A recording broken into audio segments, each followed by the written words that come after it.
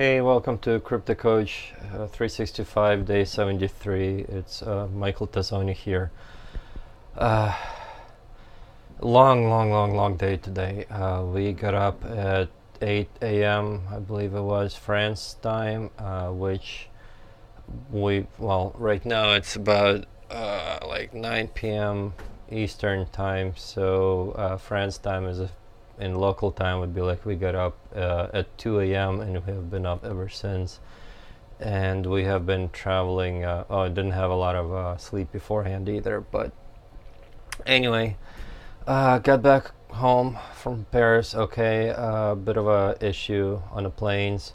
It was an Airbus 380, which is a double-decker plane, so that thing took like maybe an hour or so just to board everybody because it fit a lot of people. But we got there first. The email told us we had to go to counter number 8, which was when we got there, it was only for like local flights or something. So we were told to go to a different counter. When we got to the front, we were told that this is your flight's not on here. You have to go to yet another counter. So basically, we were very glad we got to the airport about 2 hours, maybe 2.5 hours in advance, because it took a long time to get through everything. And then the ticket machines were not working for our flight for whatever reason, so we had to go and check our bag directly with another line. So there was a line to get to the machines. The machines told us it doesn't work. There was a line to check our bags.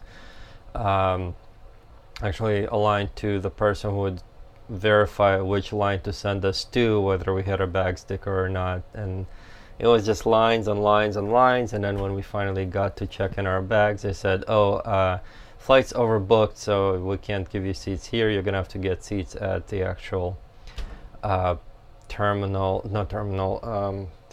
check-in gate. Yeah, the gate.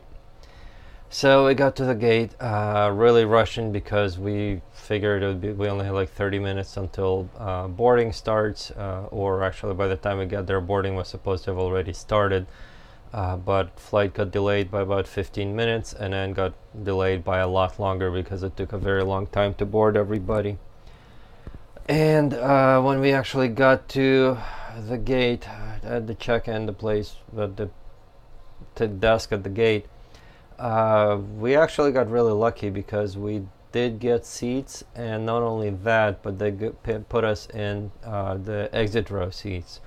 And by exit row, that means that like you sit and there's absolutely nothing in front of you. So besides like a wall about maybe like 6 or 7 feet in front of you, just a door to the side and a seat. So the leg room was like so big that you couldn't touch the other side even if you tried. So that was pretty good.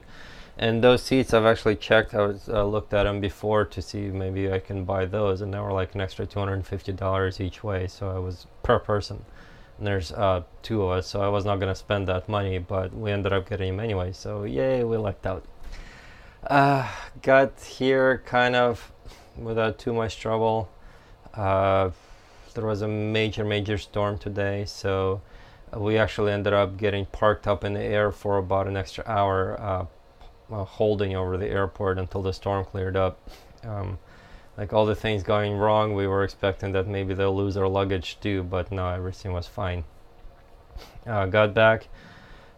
Since the airport was actually in Virginia, the one that we flew out of, not too far from where my mobile homes mobile home park is, I decided to swing by to see what was going on with the mobile homes. And when I landed, I got slammed with a whole bunch of messages and texts about how the truckers who delivered them, even though I emailed saying you have to drive from the west side down the street to be able to get to where you'd actually be able to get them to on their property, for whatever reason they drove in from the east side, and then they couldn't get them on because it was too steep of a hill from that side, and there were trees in the way. So apparently the truckers kind of bitched and complained and were planning on giving up, and then one of them went and found a place to leave the mobile homes, and so they were left at an Exxon gas station. So at least they are in our possession at this point. I met, there was Eric, my business partner, and very you to Eric Goodwin, my business partner, who was there taking care of all this crap for hours and hours and hours.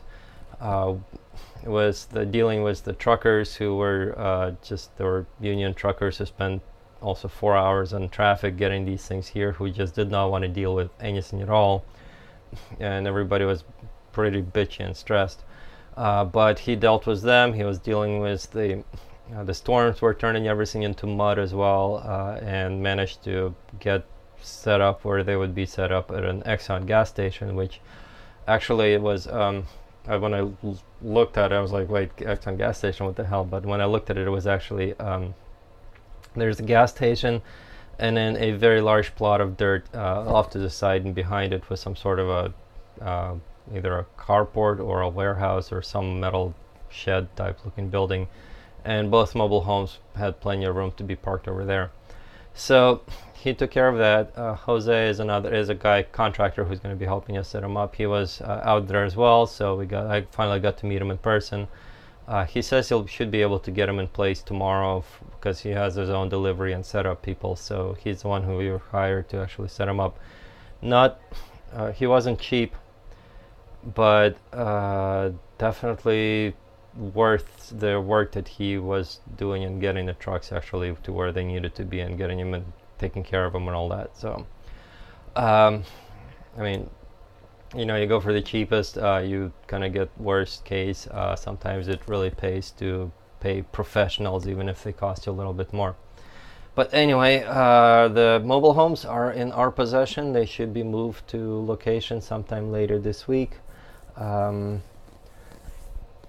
Bit of a delay because they had to be moved elsewhere, but it's the worst case scenario was the truckers would have given up, driven them way back to the factory, which would have cost me another $2,500 or $3,000, and then actually $3,000, and then the factory would have had to deliver them to me again some other time, which would have been another $3,000, plus the factory would have started charging me $250 a day, so it would have cost me like $7,000 if Eric and those truckers and Jose did not handle this and figure out a place. Just lucky enough to have a place nearby to park them temporarily.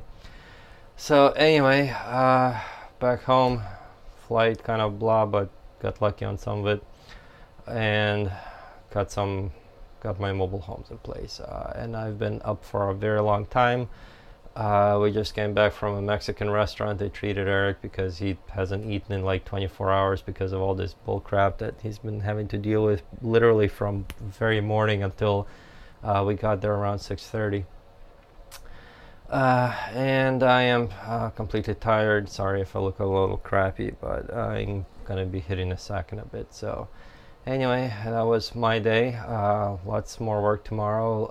Also a flight training tomorrow again, so definitely looking forward to going up in the air again. And in the meantime, I'm gonna crash and head to bed. So I'll talk to you guys later. Good night.